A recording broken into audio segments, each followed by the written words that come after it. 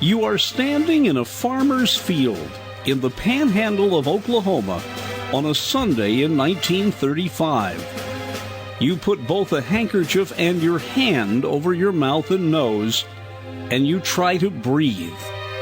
Then after inhaling what little air you can, you breathe out and spit out little balls of dirt. The American Dust Bowl was in full swing.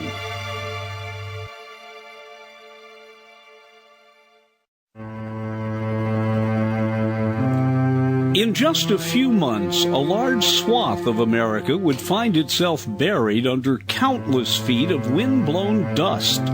Dust that came in around windows and doors, sifted down through fireplace flues, and insidiously wafted through cracks in walls where no one thought there had been cracks before.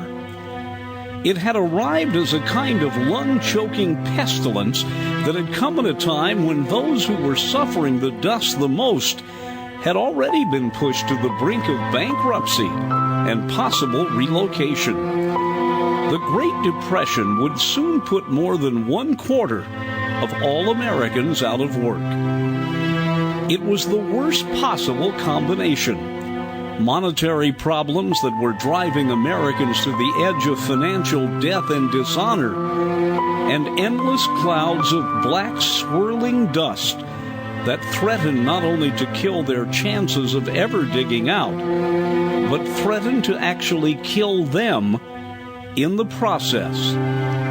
And the worst day of it all was April 14th, 1935, a Sunday, traditionally a day to give thanks on the prairie.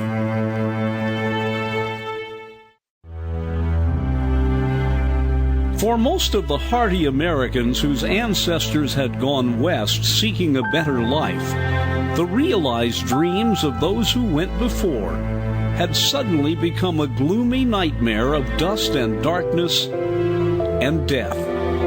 The possible loss of everything many generations had fought for was one thing.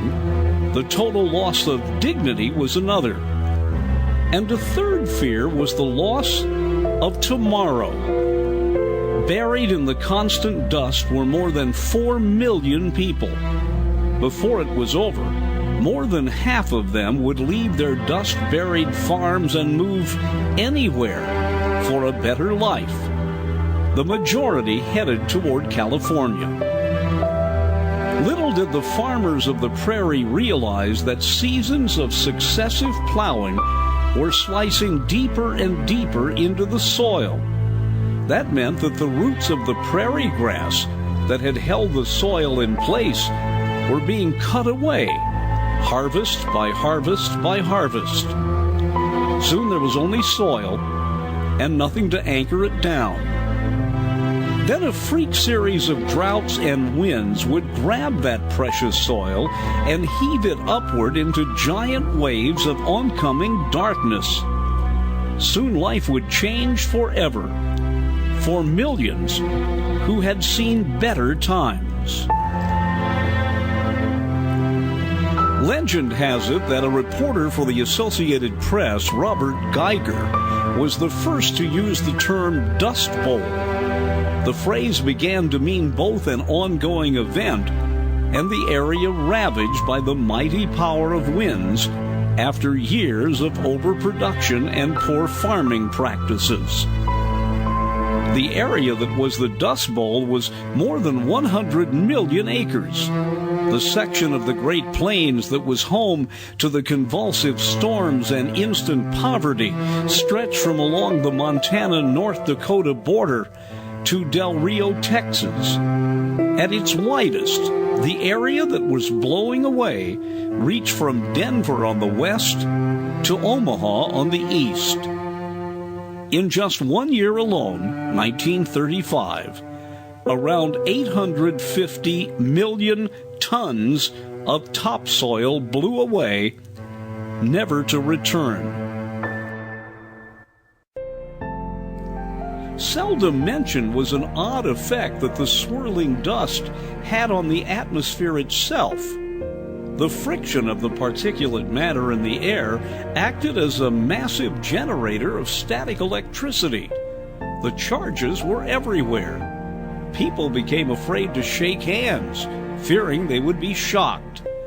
Cars would stall as waves of electricity shorted out their ignitions while dust choked air intakes. For those living through all of this, it must have seemed that the devil himself was working overtime. One of the real ironies of the entire tragic 8-year-long event was the fact that so few saw it coming. And in the years prior, life had been so good. Before it was over, nearly 9,000 people would die. Just as the 1920s had been an era of unbridled fun and excess in the nation, on the Great Plains things were going well too. Though farmers weren't dancing in big city hotspots, their years of good crops and relative ease were being manifest at local barn dances and hoedowns.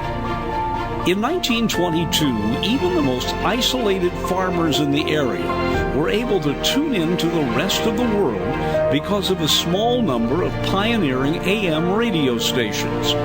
Among the first was WKY in Oklahoma. Using what at the time was the world's tallest tower, WKY affiliated with NBC. Soon, the isolated ranchers and farmers of the region began to feel a sense of connection with the rest of America and the world. WKY had a unique broadcast schedule. It only operated 4 nights a week. The station felt it might be nice if listeners had the chance to tune in to other cities in the region. So WKY went dark several nights a week so listeners could, listen to other stations and get other ideas. Understanding the new medium of radio, the Ag Department in Washington began to feed what were called rip and read scripts to its county agents and home extension agents around the country.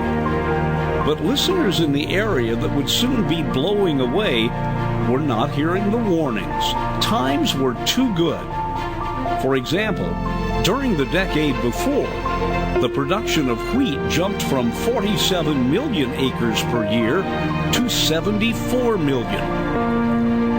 It would be a while before Europe's war-ravaged agriculture would get back to pre-war levels. In the meantime, America became the wheat basket. Farmers cornered the world markets. Times were good. Maybe too good. The push to satisfy the world's need for wheat meant more and more acres were being put under the plow. Older fields were planted and replanted again and again. In 1923, more than 100 million bushels of wheat were exported from the U.S. By 1935, the total amount of wheat being exported was less than 2 million bushels. Few had realized that Mother Nature can only take so much. Few predicted that the push for abundance would eventually mean that their dreams would blow away. And to make matters worse, the dark cloud would descend on those wheat-growing farmers so suddenly. And so the Dust Bowl continued, and it seemed unabated. When would it finally end? It's ironic that in 1939, the year Hollywood released Gone with the Wind, on the plains the wind stopped. The rains came back, but new farming processes were introduced. In 1940, the first real renewed wheat crop was harvested. Farmers had learned their lesson. You cannot repeatedly slice into the soil, changing the basic composition of the ground, and expect Mother Nature to stand by and do nothing. By 41, the fields of golden wheat were again the pride of the plains. By the time the year was over, the Great Depression was easing. By year's end, America would be at war. Every bushel was vital, at home and for the soldiers overseas.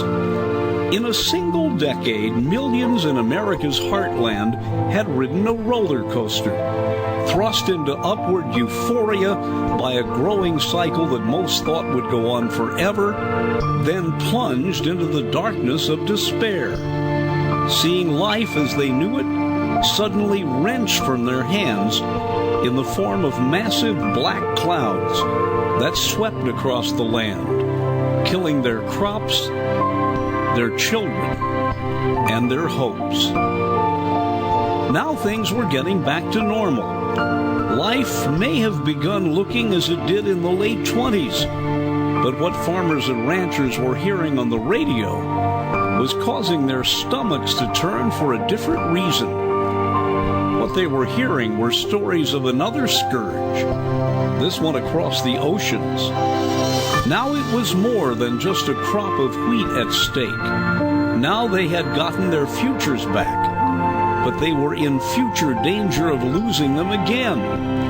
Not to a massive rush of black air and grit that oozed over them, seeping into their lives, grasping at their throats, but to a wave of gritty human intolerance that threatened to do the same.